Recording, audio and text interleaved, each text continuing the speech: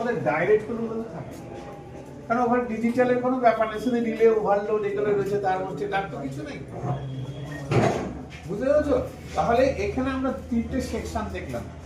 একটা হচ্ছে power supply section, এটাকে বলা হচ্ছে এসএমপিএস পাওয়ার সাপ্লাই।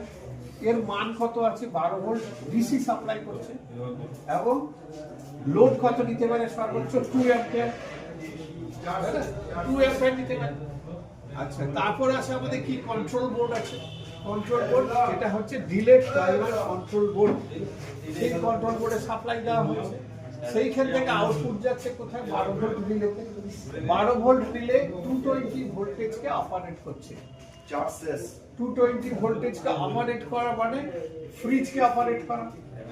হ্যাঁ, এখানে আমাদের যখন ফাইনাল প্রজেক্ট বানাবো, ফাইনাল প্রজেক্টের সময় আমাদের অ্যাডজাস্ট করতে হবে অ্যাম্পিয়ার, কারণ তারের পরিমাণ আছে। কি তার লাগাবো? সরু তার দিলে গলে যাবে, তাহলে আমাকে মোটা তার লাগাতে হবে, একটু 1 অ্যাম্পিয়ারের তার লাগাতে হবে। তো সেই ব্যাপারগুলো ক্যালকুলেশনের পরে বা ফাইনাল প্রজেক্ট একটা শুরু করবো। ঠিক আছে তো? এটা সার্কিটটা আজকেই আমি দিয়ে দেবো।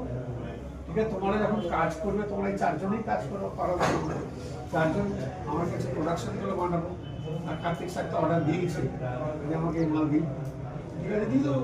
তোমরা তো নিজেই দেখতে পাচ্ছ যে ডিলে টাইমে কাজ হচ্ছে। এবার আমরা এখানে দেখবো হচ্ছে কি টাইমিং। এটা হচ্ছে রেগুলেটর আছে না কেন স্যার? না, এটাও দেয়নি। এটাই এতেও দেয়নি। এতেও রেগুলেটর দেয়নি। এটা ক মিনিট আছে? এতে 3 মিনিট আছে, 3 মিনিট আছে।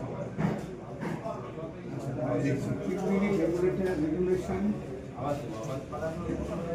আমাদের স্যার আজকে ডিলে টাইমারের ব্যাপারে বলল, সেটার বিষয়ে ডিসকাস করছে।